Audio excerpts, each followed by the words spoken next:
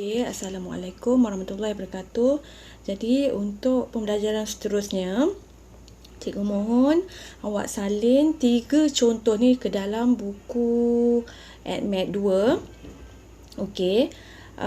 Sebenarnya cikgu ambil contoh ni daripada buku modul muka surat 165, tapi cikgu nak awak salin dalam buku AdMath 2 dan dengarkan penerangan cikgu lah.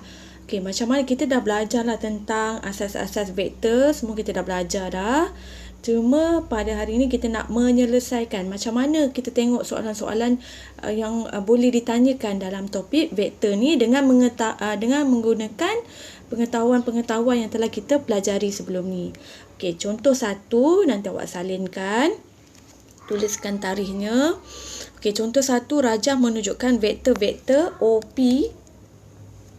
vektor OP dan juga vektor OQ. Ungkapkan PQ dalam bentuk ni tertinggal ni. Okey, dalam bentuk dia nak dalam bentuk translasi X dan Y. Jadi, perkara pertama, kita kena tengok maklumat yang diberi. OQ kalau kita tukarkan dalam bentuk translasi dia jadi 410. Ini adalah OQ OQ kita boleh tukar kepada 410. Okey, yang ni boleh padam lah. Okey, alright. Yang ini pula OP vektor OP kita boleh tukar negatif 85. Okey, kemudian kita jawab soalan. Terlebih pula. Okey, cikgu naikkan. Okey, kita jawab soalan. Soalan pertama, dia nak PQ. Okey, jadi kita buatkan vektor paduan PQ. Ni shortcut dia. Shortcut dia nak pergi PQ. Okey, dia nak pergi PQ. Jadi laluan mana? Kita mesti bermula dengan P dan berakhir dengan Q. Tak ada laluan lain lah. Kita mesti pergi ke PO dan OQ. Okey, kita mesti pergi ke PO. Kita kena buat bentuk vektor paduan dia OQ. Di mana PQ ni adalah jalan shortcutnya. PQ adalah destinasi kita. So, laluan kita adalah PO ke OQ. Jadi, kita gunakan maklumat ni, nak gantikan PO dengan OQ ni, kita gunakan maklumat yang dah ada. Jadi, PO. Yang kita ada OP, nampak? Terbalik. Bila terbalik, kita letak simbol negatif. Negatif kepada yang asal. Okey, tambah OQ. OQ sama je. Memang laluan dia OQ. Ambil balik 410. Buat bracket. Okey, bentuk translasi. Jadi, kita selesaikanlah. Ini negatif-negatif dia jadi positif lah. Okey. Kita kacau di bahagian atas dan di bahagian bawah. Bawah ada negatif. Okey, atas negatif, darab negatif, positif. Negatif, darab positif yang bawah tu jadi negatif. So, yang ni salin balik dan kita tekan saja kalkulator. 8 tambahkan dengan 4.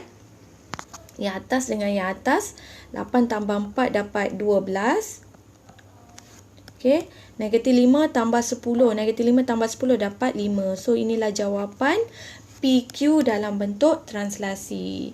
Okey, kita tengok kepada soalan yang kedua. Okey. Sekejap. Okey, ni soalan A dah settle Soalan B pula, dia nak vektor unit pada arah PQ. Jadi, cikgu dah kata kalau vektor unit, simbol dia mesti ada. Kita dah belajar ni Dia ada topi segitiga macam dekat atas tu. Jadi, apa formula dia? Formula dia, kalau tengok balik, dia mesti ataupun apa formula yang kita dah belajar tu. Dia kena ambil vektor yang asal, bahagikan dengan magnitude dia kan. Magnitude PQ tu sendiri. Okey, kita dah belajar ni. Nanti tengok balik macam mana nak dapatkan unit vektor. So, yang penting dia mesti ada magnitude dekat bawah. Okey, kita kira dulu magnitude, kita kira asing, tempat asing. Magnitude PQ. Okey, ni magnitude Okey, magnitude dia ada arrow kat sini. Okey. Magnitude PQ, ingat. Kalau magnitude ada square root tu, ambil yang asal PQ ni lah. 12 kuasa 2 tambah 5 kuasa 2. 12 kuasa 2 tambah 5 kuasa 2 akan dapat 169 bila square root dapat 13. Okey, ini adalah apa? Magnitude. Okey, magnitude di mana nilai ni kita nak ganti dalam unit vektor tu nanti. Kemudian bila dah kira magnitude, barulah kita masuk dekat sini. Yang ini adalah vektor asal. Vektor asal PQ tu. Ni lah. Okey, tetapi dia mesti tukarkan dalam bentuk IJ. Tapi kalau yang ini, kalau, okey, cikgu tunjukkanlah. Nak tukar dalam bentuk IJ boleh, nak tukar dalam bentuk translasi pun boleh. Okey, cikgu tunjuk dulu dalam IJ yang kita dah belajar sebelum ni. Kita ambil yang asal, dia jadi 12I. Dua-dua lah, dua-dua kaedah cikgu nak awak buat. Tambahkan dengan Y. Y yang bawah lah, atas X, bawah Y. 5J, sorry. Okey, 5J. Depan I, bila X ingat I, bila Y ingat J. Bahagikan dengan magnitude kita tadi, 13. Okey, atau kita boleh pecahkan 12 per 13 I tambah 15 per 13 J. Okey, ini adalah unit vektor PQ. Tetapi kalau kalau nak tukar dalam bentuk translasi pun boleh. Jadi awak terus sambung, nak buat jawapan dalam bentuk IJ boleh. Kalau nak buat dalam bentuk translasi, dia jadi macam mana? Dia boleh buat macam ni. 12 per 13. Ini dalam bentuk translasi. Translasi kan kena buat dalam bentuk kurungan. Dan kita buat dalam bentuk pecahan kan. 12 per 13. Yang bawah tu adalah 5 per 13. Okey, tak perlu letak per. Bukan tengah-tengah ni per. Okey, yang atas ni adalah cerita pasal I ataupun X. Inilah I kita. 12 per 13. Yang bawah ni adalah nombor untuk J atau Y. 15 per 13 letak di bawah. Okey. Okey, lari-lari lah pula. Okey, ini adalah I-nya, ini adalah J-nya. Okey, yang bawah adalah J. Yang ni 12 per 13. Nak buat yang J tu tak perlu ada apa? Tak perlu ada per pisahkan dia I dan J. So dua-dua kaedah boleh. Inilah bentuk unit vektor. Okey, unit vektor dia mesti kira magnitude-nya dulu. Okey, ni nanti salin dalam buku ADMAT 2. Okey, kita tengok contoh yang kedua. Okey, ni contoh yang kedua, awak perlu salin. Ini pun cikgu ambil daripada buku modul 165, muka surat 165. Diberi bahawa AB, ini vektor AB, 6I tambah 4J. Tu satu vektor kat sini. Kemudian CD pula. CD dia bagi dalam bentuk 2I tambah M tolak 2J. Jadi I dia 2, J-nya ataupun Y dia adalah M tolak 2. Ini adalah X. Ini adalah vektor yang kedua, nama dia CD. Ini clue penting dia. Cari nilai M. Soalan dia nak tahu nilai M jika AB dan CD adalah selari. So ni, perkataan selari ni penting. Sebab sebelum ni cikgu ada info, kalau lah dia kata selari dia mesti ada pemala. Contoh AB adalah selari dengan CD. Kalau selari dia mesti ada lambda dekat situ, lambda CD. Itu info penting. AB selari dengan CD. Bila nampak selari dia mesti ada pemala dekat situ pemalan. Ada setengah buat lambda, ada setengah huruf K, tak kisahlah. Okey, tu point penting kalau jumpa perkataan selari. Katakan PQ selari dengan CD, contoh. PQ selari dengan CD. So, mesti ada pemala kat situ, lambda kat situ. Okey, alright. Seterusnya, kemudian kita daripada sini, poin penting. Kemudian kita gantikan sahaja AB dengan yang dia dah beri tu, vektor yang dia bagi nombor 1 tu. Okey, gantikan 4J. Kemudian lambda CD. Okey, kalau siapa yang miss kelas tentang selari, tengok balik nota-nota yang kita dah belajar sebelum ni. Okey. Alright. Kemudian kita darabkan masuk lambda tu. Darabkan masuk. Yang depan tulis balik. Okey, 4J Bila ada huruf kecil mesti ada wave tu cara tulis vektor. Okey, yang ni 2 lambda I. Okey, yang ini cara nak darabnya lebih mudah.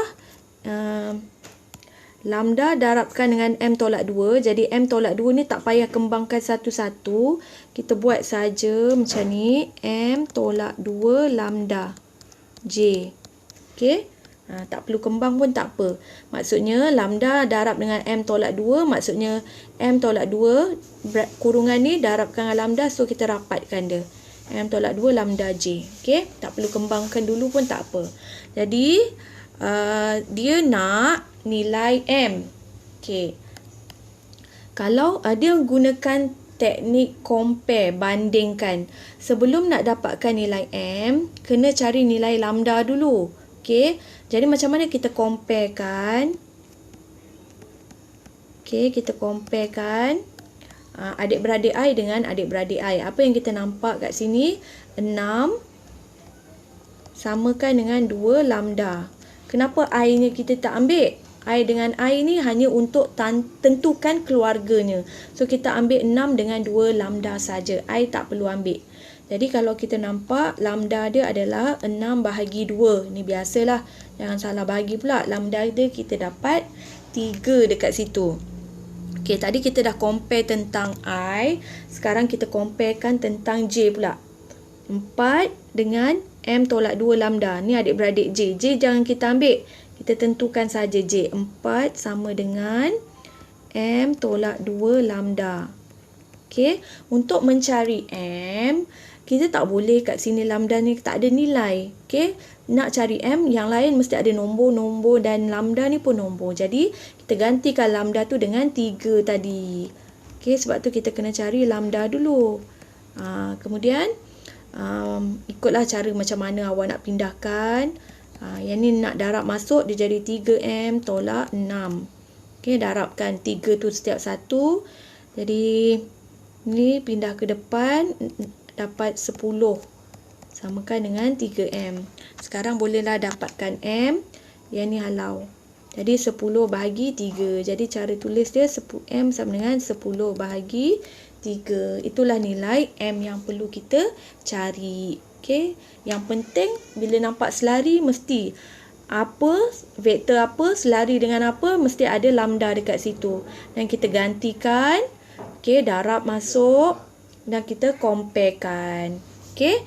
Okey, kita tengok contoh yang ketiga. Untuk mendapatkan M tadi cari lambda dulu. Okey, barulah gantikan di sini. Okey, seterusnya okey, contoh yang ketiga, contoh akhir, diberi bahawa, okey, ini vektor A. Okey, dia tak bagi dalam huruf besar tapi dia bagi dalam huruf kecil, itu pun vektor, dan vektor B. Okey, ada dua vektor dekat sini.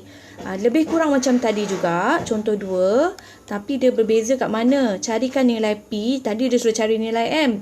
Jika 3A tambah B adalah selari. Ini perkataan selari.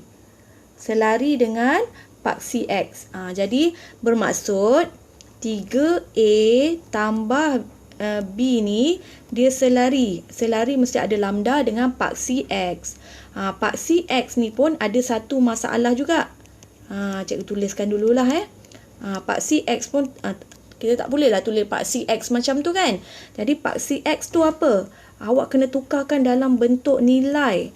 Paksi X, semua tahu, kena tahu. Bila paksi X, apa yang kosong? Bila paksi X, Y yang kosong. Jadi, kena gantikan. Ini TP5 punya soalan lah. So, kalau paksi X, Y yang kosong, jadi nilai X tu letak 1. Tu konsep dia. Okay? Kalau awak tengok muka surat 165 tu, dekat bawah tu dia ada bagi tips dekat situ. Okey, kalau paksi Y, dia jadi, kalau paksi Y, X yang kosong. Jadi 01. Ni nota. Ni kalau paksi Y. Okey, kalau paksi Y, X yang kosong, nilai Y yang bawah tu ada nilai. Kalau paksi X, Y yang kosong, Y kan bawah. Okey, nilai X yang atas tu ada nombor 1. Itu bat sikit kat sini bat CY. Jadi sebelum tu kita cantikkan dululah ni. Kita gantikan A tu dengan yang dibagi, B tu dengan yang bagi. Kita kira asing dulu 3A tambah B ni dekat lain. Okey. Ni operasi tambah tolak. Kita pun dah belajar, gantikan saja. A kita adalah 2I tambah 4J tambahkan dengan B. B kita gantikan dengan vektor tu, buat kurungan. Negatif I tambah PJ. Ambil pada soalan. Ini kita murnikan darab masuk. Okey, ni jadi negatif I tambah PJ. Dan kita ringkaskan I dengan I, J dengan J. 6 tolak 1 dia jadi 5I. Yang ini sebab J dengan J, 12 dengan P tak boleh selesaikan kan? Okey, kita boleh faktorkan buat macam ni. 12 tambah P lepas tu J. Okey. Bermaksud 12J tambah PJ. Ataupun kita boleh faktorkan lah kat sini.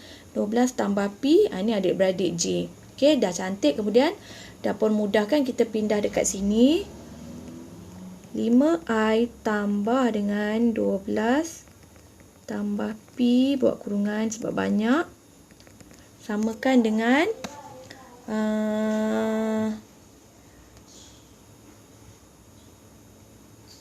okey, kejap. Okey, kalau yang ni lambda, ni darab masuk. Okey, lambda darab 1 lambda. Lambda darab kosong akan dapat kosong. Okey. Okey, so kita buat macam ni. Okey. Yang ini tak boleh lah. Yang depan dalam bentuk IJ ni dalam bentuk translasi. Jadi pilih salah satu. Kalau yang ni nak tukar lagi bentuk translasi pun boleh juga.